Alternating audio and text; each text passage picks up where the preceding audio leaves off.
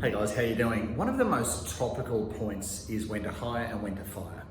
Whether you're building your business to replace you or building your business to actually add value to what you're actually doing as one of the centerpieces of the business, hiring and firing is absolutely critical to the growth phase or the growth stage that you get to.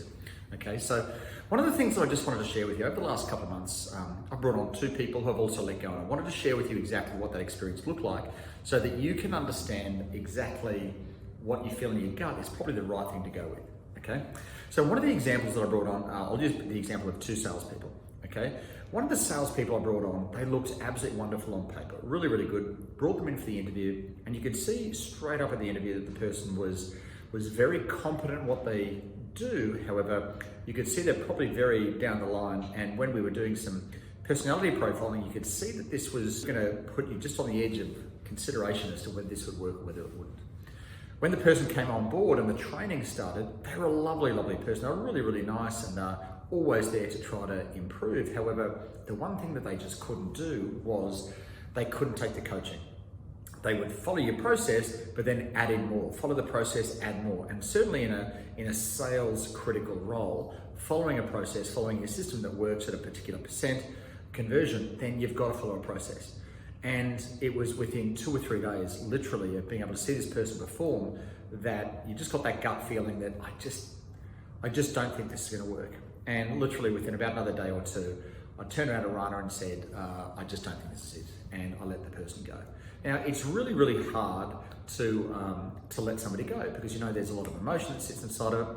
When I let this person go, the person said, no, that just makes total sense. I just don't think I'm cut out for a role here. Now, there were no bad words during the time. The person was a really nice person. However, it just wasn't going to be a fit. He didn't fit in to what we wanted here. He wasn't coachable around changing. And that's something you really need to consider is from the moment I knew there was an issue, I handled it, got stuck into it. Moving on to the second person, we hired a second salesperson to replace that one. And the person was, I've got to say, this guy was lovely, really, really nice guy, genuinely interested in wanting to be the best version of himself. Came with a lot of experience, which is also great. It's also a double-edged sword because if somebody comes into your business and I know a lot of people say, I need to hire somebody that's trained in sales. You might find that they're trained in other areas of sales that if you don't have a competent training system to be able to assist them with, they're going to take their old habits, both good and bad, and bring them into yours. So when you come into our business, you've got to be able to follow the predetermined parameters of growth and the parameters of sales. And so the person was with us for about 4 months, and during that time was able to get sales, wasn't necessarily tracking the data the way we wanted to, but one of the things we started to notice was within about 6 to 8 weeks, was starting to feel more confident inside the role and comfortable doing the role. And I noticed that some of the bad habits were starting to appear.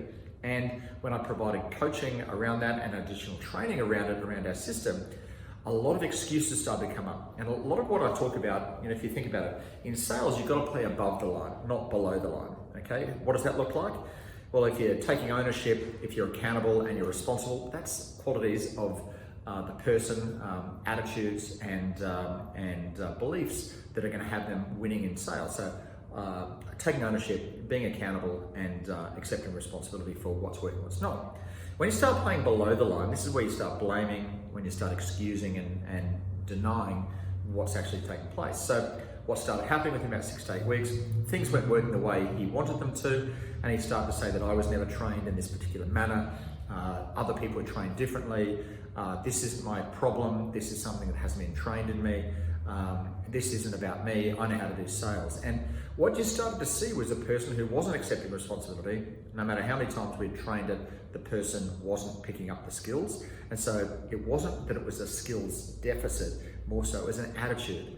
And so when I spoke to Rana and we sort of looked at this, it took another 8 weeks until we finally made the decision to cut him free. But what we got very, very clear on was he was still selling and he was getting sales. And so the performance from a sales perspective was average, it was okay.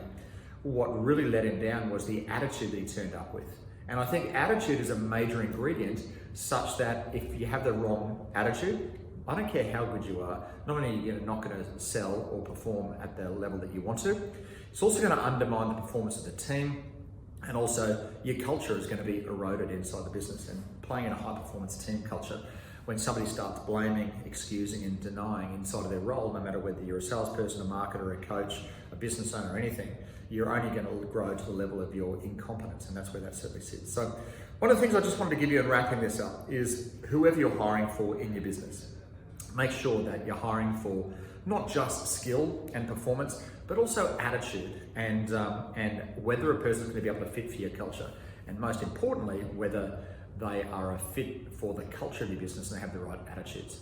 You know what, in both cases, I certainly saw as the coach and the trainer of these individuals that I had that gut feeling that it just wasn't right.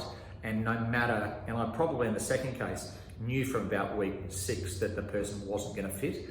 And I was doing all I could to develop their skills. I went into skill development world, but the place that I couldn't go to was a motivation or an attitude development world. And that's something that this person just couldn't take on from a coachability. Ultimately, as soon as you know your gut is telling you what is or isn't going to work, what I suggest you do is make a decision and stand up as the business owner, be responsible, take ownership of it and be accountable for the decisions you make, because it's going to set your business free. Hope that makes sense. Thanks, guys.